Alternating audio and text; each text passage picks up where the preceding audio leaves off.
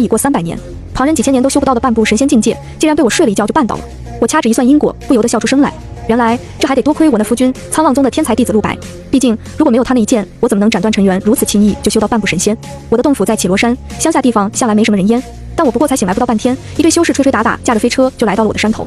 这位仙友，你知道这绮罗山的9转迷魂阵怎么出去吗？什么玩意儿？我的小山头向来朴素的很，谁弄了这高大上的9转迷魂阵？不过迷魂阵嘛，我熟。当年我就是用这把沧浪宗的糟老头子截住，然后和陆白私奔的。于是我笑眯眯的回他，知道是知道，但你们一路敲锣打鼓的到这荒郊野岭来，可是有什么大事发生了吗？前头的仙友听我如此说，顿时眼睛一亮，招呼着飞船落了地。沧浪宗的陆白仙尊要迎娶合欢宗的翩翩仙子，并于9月初1在无望山顶举行合祭大典，特昭告天下修士，我们就是去天门宗送完帖子回无望山的。哟，我夫君要娶新妇，我这个夫人怎能不去喝一杯？我眼珠一转，笑道：几位仙友有所不知，我深受仙尊大恩，但身份微末，并未能得到请帖，能否与几位一道去，在无望山下远远的磕个头，就算是了却一番心意。我言辞恳切，表情生动，几个半大的小修士面面相觑了一会儿，然后领头那个不动声色地探了探我的修为，就应下了。金丹期的小子如何能探得我的深浅？不过一个小法术就让他信了我道行微末。不过刚刚筑基，喂，沧浪仙尊与你有何大恩啊？一上周，几个少年就把我团团围住，满脸都写着八卦。我挑了挑眉，编造了一个英雄救美的故事糊弄过去。没想到这些小修士并不买账，一个浓眉大眼的少年冲我挤眉弄眼，怕不是只要救命之恩这么简单吧？难道没有什么以身相许、门不当户不对、棒打鸳鸯、最后遗憾分别的戏码吗？方所。不可胡乱编排仙尊。再说，仙尊这300年红鸾星都未曾动过，最多仙子芳心错付，现在来求个死心罢了。死鱼眼少年一本正经的反驳，有何区别？这不说的就一件事儿吗？浓眉大眼的少年不服，我在一边嘴角抽搐，有些怀疑人生。莫非沧浪宗的糟老头子没熬过这300年，这还是以假正经要求自己的沧浪宗仙门吗？我一手一个摁住已经快要撕起来的2个少年，反手打听了一下我那夫君，要见仙尊可不容易。仙尊这300年大部分时候都在闭关，难得出关2次，一次是上次天降异象凤凰长歌，一次就是这回和翩翩仙子合祭大典。这么说，一次是我100年前晋升半步神仙，一次就是这次了。那这沧浪仙尊一直闭关，怎么和翩翩仙子谈的恋爱？几位小修士，你看看我，我看看你，像是从未思考过这个问题。半晌，领头的陶远才揣测到，许是300年前仙尊下山游历有的交情。放屁！300年前，陆白正在和我私奔，跟沧浪宗的糟老头子玩躲避游戏呢，哪来时间和这个什么天天认识？不过，毕竟是能当兄给我一剑的男人，未必不能是个时间管理大师。想到这，我心里直犯恶心，也就停止了八卦。飞船出了绮罗山，不过须臾就到了无望山下。不愧是9州最大的仙山，山顶直耸入云霄，不论见过多少次，都始终为之震撼。仙友，无望山道，我们就此别过。感谢仙友施以援手，放我们出迷魂阵。领头的修士冲我抱拳，我知情识趣地跳下方舟，向他们挥了挥手。浓眉少年陶远和死鱼眼少年方所趴在非洲边沿，冲我大喊：谢瑶，你在山脚等着，合祭大典结束，我们来找你玩啊！然后2颗小毛头就被他们的领头仙长一手一个提了回去。我看着他们远去的方向，心想再见当然是会见的，但是恐怕到时候见到我，你们不会像今日一般欢喜了。距离9月初1还有2天，我脚下一转，就进了无望山下的集市。集市里红绸高挂，张灯结彩，张罗得比过年还要喜庆，仿佛生怕别人不知道这布置是为何。集市上最大的酒店还挂了横幅，上书恭祝沧浪仙尊、翩翩仙子喜结连理。我和陆白其实也是有过一事的，当年在北地城内，我们背靠背杀进满城妖邪，天亮之时就着满身的伤口歃血为盟，对着天地日月盟誓永不相负。对比起来，我们那简陋至极的仪式，比起结婚更像是在拜把子。前尘多少事都付笑谈中，不可追忆。2天时光一晃而过，我沐浴更衣，穿了一身素白，随着人潮向沧浪山前行。姑娘，今天是大喜的日子，你这一身白不吉利。夫君过世，我为他守孝，因此只能一身素。哎，姑娘你不容易呀。世间向来没有几件事是容易的，但很快我就会让别人也不容易。大家都不容易，这世间大概就能更容易。百姓们走到山下，对着这庇佑他们的沧浪宗下跪磕头，等合祭大典的钟声敲响，他们就可以散去。不愧是沧浪仙宗的少宗主，当真是好大的面子，好大的排场。我没下跪，我白衣独行，跃众而出，穿过山门，涉级而上。什么人？没有请帖不得入内。我一步没停，境界外放，炼气、筑基、金丹、元婴、渡劫、化神，快去喊师兄呢！这才哪儿到哪儿啊！我甚至还没放出全部境界，山前的守卫们就被我压在地上，动弹不得。很快，一群少年人冲到了我的面前。陶远不可置信地看着我，脱口而出：“怎么是你？”方所若有所思，把陶远挡在身后，肯定地说：“你不来报恩的，你是来报仇。”所以我说我们会再见的，只是不是你们以为的方式。我看着他俩，又看了看他们身后蜂拥而来的各级弟子，看来元婴以上都去参加仪式了，这里最高境界竟然不过是金丹。我提高音量，对着道路前方的众人道：“今日这山我必尽，人我必杀，凡拦我者，轻则经脉受损，先途艰难；重则重伤身亡，一命呜呼，谁还要来？”年轻人总是气盛，当着二话不说，朝我把剑而来的仙门弟子，我放开了全部境界。半步神仙，据我所知，当时除我之外，只有北海神仙和天山长老已达这个境界，这里无人能拦我。境界一出，半山弟子全部倒下，我没有停留，继续往上走。突然，脚下的衣服被拉扯住，我皱眉望去，竟然是陶远。他口吐鲜血，趴在地上抬头看向我，问：“为什么？”这句话当初被一剑穿胸废掉气海，时时我也想问：为什么杀我？为什么背弃我们的誓言？为什么？但如今都不重要了。背弃之人该不该杀？杀身之仇该不该报？该。脚下的拉扯感已无，陶远低下头去。那便够了。我头也不回地继续朝前。仙门等级森严，前山弟子尽皆陷落，后山却还在歌舞升平。冉翩翩挽着陆白的手，站在人群中央，笑得灿烂而温柔。一对璧人，天作之合。吉时已到，合祭大典正式开始。长老拉长声音，各宗门的人都回到了自己的位置上。陆白和冉翩翩走到正中央圆坛之上，一拜天地，他们俩同时下跪，向着天地神明行礼。二拜高堂，苍浪宗的宗主陆长风以及合欢宗的宗主慕容杰笑眯眯地受了这一拜。夫妻对拜，冉翩翩已然弯腰，然而半晌却未能听到礼成，只能保持一个尴尬的姿势从侧方看出去。这一看不得了，陆白却犹如一根木桩子，腰杆挺得笔直，看着一个方向一动不动。瑶瑶，我收敛了境界，不紧不慢地从人群中走出。好久不见，夫君。全场哗然，什么情况？陆白不是没有家世吗？俩人明显认识，你没听那女子喊夫君吗？而且你们看陆白表情全变了，这里面肯定有事儿。这下有好戏看了，合欢宗的慕容杰能受得了如此大辱？冉翩翩可是他的私生女。安静，一个庄严肃穆的声音炸响在众人头顶，除了我，众人皆神台一震，顿时安静如鸡。陆长风脸色阴沉地看着我，妖女，今日容不得你在此造次。言罢，一道掌风裹挟了10成仙力，雷霆万钧朝我袭来，这是想要把我利毙当场，好挽回他好大的合祭大典。我觉得颇为有趣，也不避让，就这么站在原地，准备看看这糟老头子有没有点长进。万万没想到，一个人影挡在我面前，替我受了这一掌。是陆白。千钧一发之际，陆长风也来不及撤回全力，只能散了大半掌力，剩下的一小半仍然把陆白打得喷出一口鲜血。真弱！300年过去，竟然还受不了你爹的一巴掌。我推开倒在我身上的人，看着他跌坐在地，鲜血滚落进尘埃，真脏。陆白，陆长风急收回法力，自己也受了不小的内伤，此时委蹲在座位上，恨铁不成钢。陆白从地上爬起来，拍了拍衣袖上的灰尘，对众人行礼：今日合祭大典就此作罢，我苍浪宗要处理家务事，还请各位回避。这话一出，众人皆不满意，你苍浪宗让我们来就来，让我们走就走，未免也太过霸道。就是合祭大典说作废就作废，难道不该给个理由？慕容宗主，难道这口气你也能忍？慕容杰脸色铁青，但他还未开口，陆长风已先发制人。12长老何在？顿时，整个大典东南西北4个方向，12位渡劫老祖的威压连成一线，死死压制住整个会场。反对的人顿时安静如鸡。苍浪宗稳坐天下第一大宗这么多年，除了君子端方就是能打，不服就揍，不听就杀，真是好大的威风。但这招对我没用，为什么急着要让他们走呢？是因为你怕他们知道你早已成婚，还是怕他们知道你杀气正道？夫君，你染着我的鲜血正的道，成了吗？陆白狠狠地闭上眼睛，再睁开已然充斥着凛冽的杀意。在场众人一个也别放过。几乎是立刻，金色符文从脚下荡开，整座苍浪山头竟然布了一个巨大的绝杀阵。12长老狞笑着冲向人群，抬手间术法齐放，惨叫连连。陆白，你个杀千刀的，有老婆还娶新人，被知道了就杀人灭口，好一个端方君子，好一个天下第一宗门。周围尖叫声、怒骂声、刀砍剑劈声一时间汇成一片。一边傻站了的冉翩翩终于回过神来，他惊叫一声，拉住了陆白的衣服：“你这是做什么？合欢宗的人也都在，你难道都要赶尽杀绝吗？”他们听到了不该听的事，只能死。那为什么不杀他？冉翩翩凄厉地指向我：“杀了他，就当一切都没发生过，我们重新合集，好不好？”我的三观被震碎一地，原来我刚才说的那些，在他眼里就是放了个屁。旁人尚且愤愤不平，他身为当事人，竟然毫不在意被重婚，也不在意我的存在，更不在意他要嫁的是个人渣，唯一在意的竟然是继续合集。果然什么锅配什么盖，活该他们天生一对。我终于受够了这场闹剧，一挥手，所有人的兵器落地，境界稍低的甚至啪的一声跪在地上，原本收敛的境界全部外放。半步神仙，竟然是半步神仙！原来100年前境界半神境的人就是他，今日之事恐再无善的可能。还记得当年你是怎么杀我的吗？我一步一步地走向陆白，青鸟剑浮现在掌中，毫不犹豫地一剑捅了他一个对穿。当年十方剑自前胸穿透后背，我仔细转着剑柄，就像这样一点一点碾碎气海，毁掉元婴，死无葬身之地。如今这滋味可好受吗？陆白脸如金纸，冉翩翩凄厉的尖叫，远处陆长风和慕容杰拼尽全力挣脱束缚，直奔我而来。敢杀我，妖女受死！知道为什么世间半步神仙如此稀有吗？那是因为如此伟力本身就不容于世。话音落下，威压尽出，一力降十会，两个糟老头子并12渡劫老祖筋脉寸断，口喷鲜血倒飞出去，沙阵被我一脚碾碎，光圈散去，犹如飞灰。阿瑶，停手吧！陆白求我的名字你不配叫。唰啦一声，我抽剑回身，血溅一地，转身看着在场横七竖八的众人，朗声道：“诸位，300年前陆白复兴国姓，杀气正道，今日我在此一剑奉还，劳各位见证，我与他从此一刀两断，再无瓜葛。”语罢，不再看这满场的闹剧，转身就走。我提剑自山道而下，带出山门，回头一望，左右两侧石碑上书：“济世匡民，优乐文章皆佐酒，布道传经，笑谈天地且操琴。”此等欺世盗名之辈也配？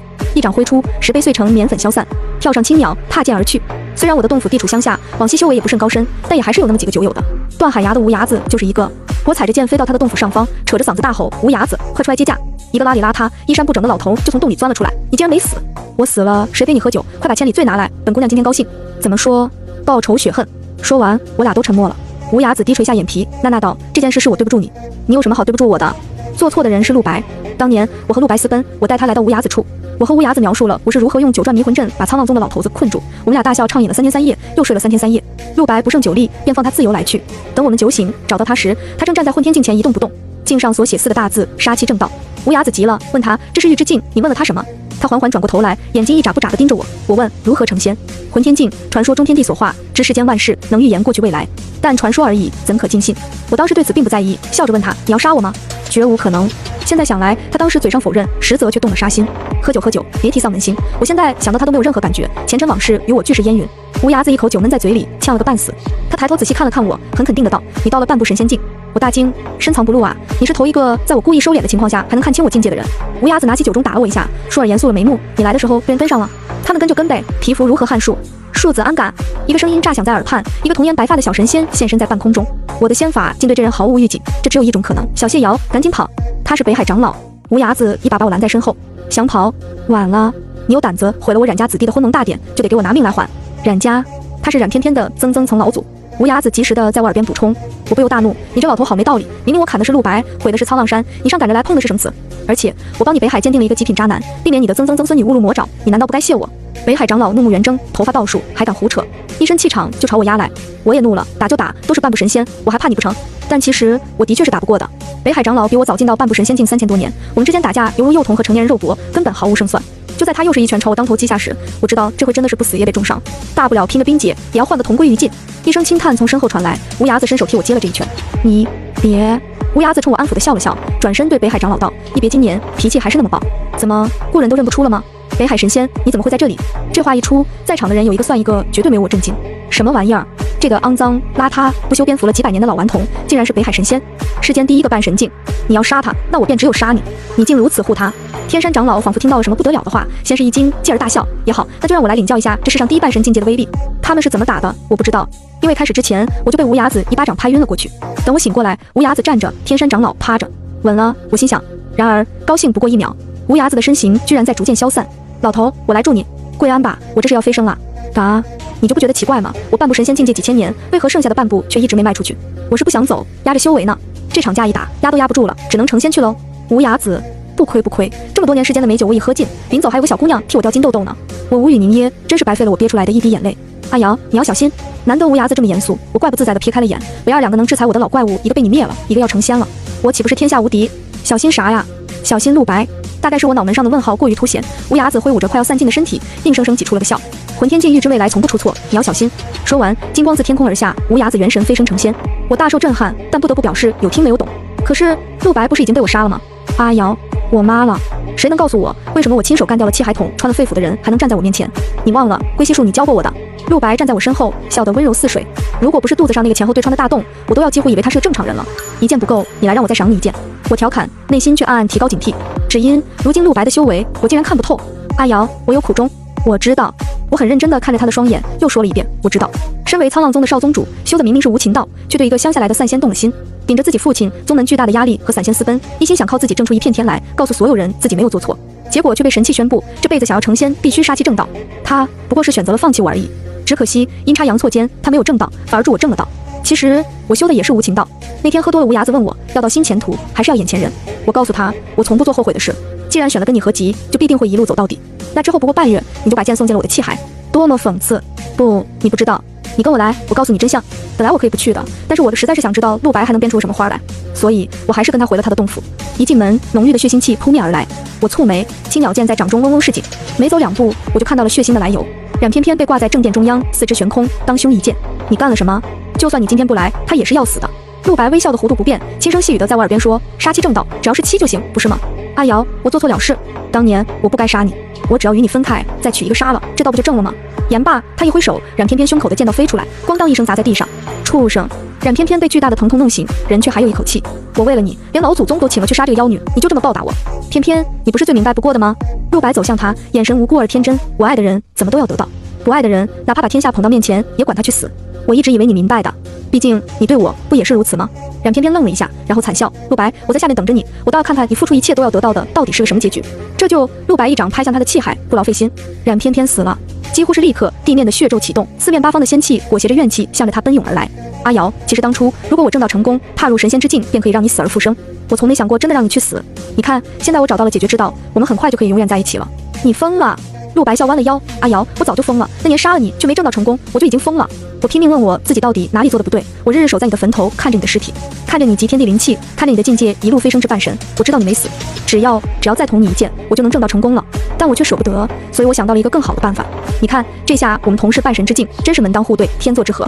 我听得头皮发麻，四肢冰凉，直觉尖叫着告诉我这里危险。我一分一秒都不想再停留，我得逃。唤出青鸟，我御剑朝着绮罗山的方向狼狈而去。我真的没想到陆白怎么会变成这样。当初山下偶遇的少年，虽然修得无情道，行事冷漠，说话刻薄，但是却会在冬天给我暖手，夏天给我打扇，秋天一起捉萤火虫，春天一起找蝈蝈。现在这个动不动就是杀人放火，视人命于无物的，到底是什么呀？我在绮罗山顶大醉了3天3夜。3天后，2个熟人出现在了我的山头。阿瑶，苍浪仙尊疯了。这事儿啊，我早就知道。我瘫在地上看着陶远和方所，他们还如此年轻，还有漫长的岁月来体会世事无常，真好。那你知不知道他血洗天下宗门，欲在泰山开坛立法，封禅正道？我从地上坐了起来，他这是要当修仙界皇帝，不止，他要天下听宣，顺他者昌，逆他者亡。疯子，疯子，疯子！哈哈哈哈！我又躺倒，猛击地面，笑得不能自已。阿瑶，现在他已是半神仙境，随时可能羽化登仙，根本无人可挡，只能靠你了。靠我？我不过是个三流散仙，凭着机缘巧合，有幸触碰到了半神。你们这些宗门洞府、名门望族不出手，却来说靠我。我修仙之路崎岖坎坷，只凭自己从未靠过任何人。我不欠你们宗门世家任何东西，如今你们有难，却要我来替你们出头，凭什么？陶远还想说点什么，方所却一把拉着了他，压着他向我行了一礼，转身就走。只是在踏上非洲之前，他说：“天下遭难，非一宗门一世家可挡。阿瑶，覆巢之下焉有完卵？”我面无表情地看着湛蓝的天空，天下遭难关我屁事。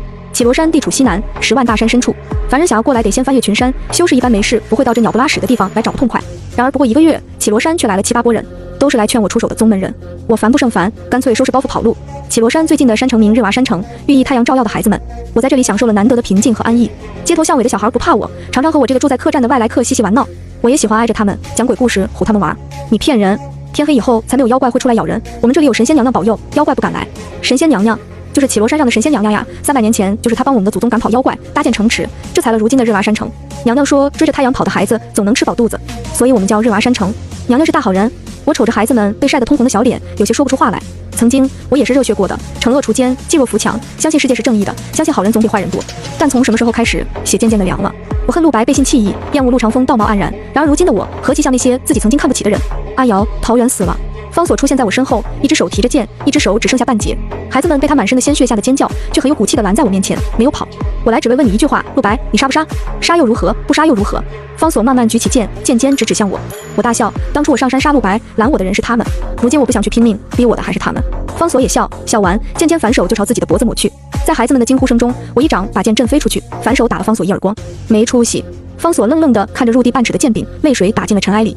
陶远是被陆白千刀万剐而死的呀，只不过是因为他坚决不肯再来找你回去。他要各大宗门世家子弟来请你，请不动的一天杀一人，杀光为止。请我去干什么？他要以天下为聘，重新娶你为妻。我没有办法，我也不想来找你，但我真的没有办法，我去。方所惊愕地看着我，肮脏的小脸上涕泪横流。我说我去。泰山之巅，青石台上，陆白一身银丝蟒袍，长身而立。他脚下的是999层石阶，各宗门长老、世家子弟从最高一层一直跪到最低一层。丝竹管乐升起，风禅大典开。嚯，好大的排场！我踏着青鸟缓缓而至。一片死寂中，陆白笑着冲我伸出了手。阿瑶，你来。我二话不说，一剑斩出。我喝光了无崖子的珍藏，可不是来陪你玩过家家的。今日不是你死就是我亡，还逼个屁的废话。青鸟气贯长虹，载着我10成的修为朝他而去。但是你打不过我的。陆白只用了2根指头就掐住了青鸟的剑刃，仙气就像撞上一堵墙，全部反射到我身上。我当空呕出一口血来。不对，你我境界相同，不该这么强。除非……想到他晋升时的模样，我大惊。你还修了魔道？死魂怨气皆为魔道，自古修魔道者无善终，因此修仙界千百年来已经没有出过任何一个修习魔道之人。我早该想到的。当日你近半神境，怨气自四方而来，我本以为是冉天天怨念太重，却原来是你本就修行此道。2道同修，天下归一，不好吗？陆白脸上的笑就像是焊在上面，看得我尤其想将它打破。今日没见到陆宗主和慕容宗主，他们人呢？不会是被你吸干了吧？魔道不容于世的另一个原因，需定期吸食血肉，能与我融为一体，他们也是愿意的。闻听此报言，周围众人终于不再沉默。弑父杀亲，你连个人都算不上，畜生啊！太可怕了，竟然连自己的父亲都不放过。苍天无眼，竟然让这种人正了道，这样的道我不正也罢。陆白没吭声，他站在山巅，一眨不眨地看着我。阿瑶，当初我们成婚只有红烛和亲，如今我以天下为聘，我们重新办一场婚典，可好？好你大爷！我拼尽了全力，青鸟剑发出嗡鸣，不想以后日日被这人渣踩在脚下的，就跟我上。陆白双手抵住青鸟，眉头微皱，何必如此？你明知打不过。咦，我打不过你，难不成我还不能死战吗？我嘿嘿一笑，用了最后一招散魂。用了这招我必死无疑，但是如果活着，就是看着陆白鱼肉百姓为祸苍生，那死亡又有什么好怕的？况且300年前我本来就已经死过一回了。台阶下的众修士中，方所第一个反应过来，提着宝剑就冲上了青石台。畜生，我要你偿命！他不出所料的被陆白的护体光罩给弹飞了，但是意外的是，光罩也被砍缺了一个口子。众修士见状，瞬间醒悟，纷纷提起刀剑冲上了青石台。我不用杀你，一开始我的任务就只是创伤到你而已。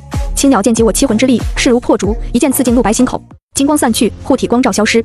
你灭天下人，和该杀你的也是天下人。成百上千的修士前赴后继的在他身上砍出无数道伤口，血从青石台上蜿蜒而下，染红了整座泰山。那是无数被杀的修士的，也是他的。阿瑶，为什么？他浑身浴血，惨笑着朝我走来。我躺在尸山血海之中，看着他说：“早就说过了呀。”这句话我也想问。下一刻，我在他面前化为了棉粉，不他的痛呼戛然而止，穿胸而过的剑是那么熟悉。方所拿着我的青鸟，双眼含泪：“去死吧，恶魔！”陆白死了。我飘在空中，看着陆白倒下，轻轻飞到他的上方，拂过他直到死亡都还惊愕的双眸。方所跪在地上，对着我消失的方向痛哭流涕。我回望过去，仿佛间又见到了少年方所和陶远冲我招手，他们笑得灿烂而明亮。等等，好像真的有人在我面前。庶子，我来接你成仙。无崖子的声音渐稀稀，成仙知道最后就是要抛弃自己的身体呀，小谢瑶，你怎么不早说？全文完。